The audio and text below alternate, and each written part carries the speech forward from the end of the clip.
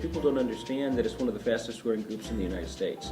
You know, we always want to concentrate on Latinos and Hispanics, but the group that's growing almost as fast and in some areas of the country faster are biracial people, yet we never talk about their identity. I'm half black and half white. My mom is white and my dad is black. Yes, my mom is Asian, full-on South Korean, and my dad is white. He's like full-on white.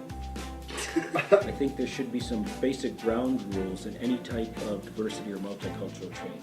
I think the very first ground rule should be that you treat the individual within a cultural context. You don't treat somebody as an ethnic being. You treat them as an individual person. So I wouldn't identify somebody as a Hispanic student. I would identify them in terms of their first name. So you treat them as an individual, and then if their ethnic or racial identity is part of their overall identity, then you can move into the cultural aspects. But to me, what it all really comes down to is that it's got to be a choice of the individual. It can't be a choice of society to label people. It can't be a choice of even people you come into contact with to label you as well. You've got to be able to make that conscious decision, and then other people have to accept that decision because it's your choice, it's not their choice.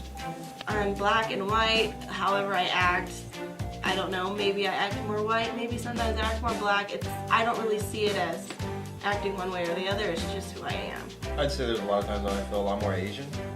I feel like a lot more, the older that I get, the stronger that I associate myself with being from South Korea. When I go to the Asian store and I say something, you know, and I'm like, 안녕하세요, they're like, 안녕하세요, Jimmy. I'm like, yeah. Is it like hi? Yeah, it's like hi. I'm like, yeah, it's being Asian.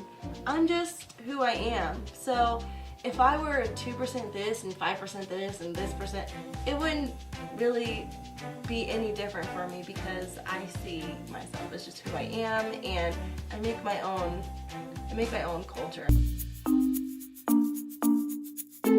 What are you? What are you? Like, Yeah. I'm like, human? No. I'm human. What are you? I'm human. Or I'm blank. There you go. So a lot of people answer that question very differently, but I would just guess that a extremely high percentage of biracial people have been asked that question in their lifetime. No, I love it when people ask me that. It's awesome. Because I'm like, I want to tell them. I want to be like, yeah, you know what, actually I'm from Korea. And they're like, oh, north or south? And I'm like, I'm from south. They're like, oh, I'd love to go there. I got somebody that's been there. I love kimchi. I'm like, you know, it just like invites conversation about your race, you know? Yeah. The best one that I've heard, it was awesome. I got this like 4 times. You know, like, what are you? I'm Korean. I could have swore you were Asian. No. A lot. Or I'd be like, what are you? Like, you know, I was from Asia. You know, and they're like, I thought you were Korean. I just thought you were Korean. I'm like, and then they want to argue with me about it, you know, and I'm like, no. Like, I'm Korean and I'm Asian.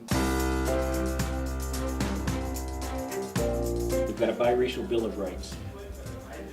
Biracial people should have the opportunity for self-definition. Biracial people should have the opportunity to resist oppression and the ability to only choose one group. All of these things are part of the identities of biracial people. It doesn't really matter what you associate yourself with or how you see yourself. It's just, it's how you see yourself, and that's what matters. It doesn't really matter like what on paper or what it says that you are. It's what you feel about yourself, really.